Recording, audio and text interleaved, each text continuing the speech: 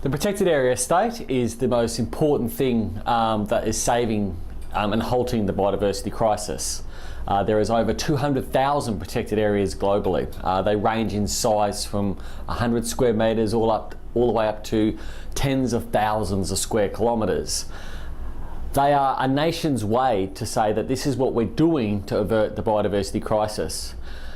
Now, what our research has shown is that 1/3 of all protected areas are considered now heavily degraded.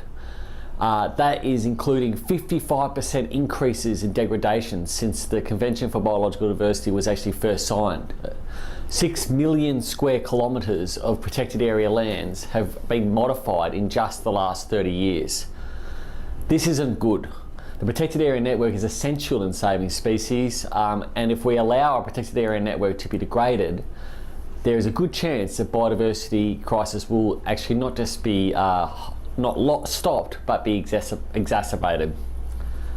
The good news is some protected areas actually have not any evidence of degradation, and many of the sites that the Wildlife Conservation Society work in, protected areas ranging from around the world, are actually halting humanity's influence on nature. Our study is showing it's not all doom and gloom. There are many protected areas around the world which have been incredibly effective at sustaining and securing wildlife, where there is evidence of imperiled species increasing their numbers within the protected area boundaries. Places like Samar in Cambodia, places like Madidi in Bolivia, places like Yasuni in Ecuador. These are places that are incredibly important for safeguarding biodiversity and are halting humanity's influence within their boundaries.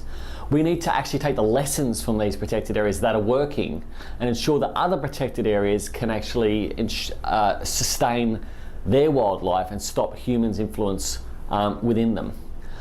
We need to recognise that the time is now to act. The protected area network is still increasing because nations are trying to achieve their global targets they set in 2010. Increasing protected area networks are good, but if humans' influence are eroding their ability to safeguard nature, that's bad.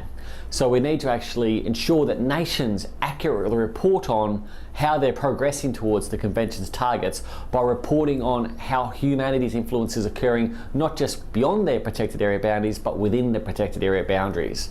But probably most importantly at all, we've got to recognise that those jewels in the crown, those protected areas that are still safeguarding nature, that still haven't got any evidence of human encroachment within them, that those values are maintained.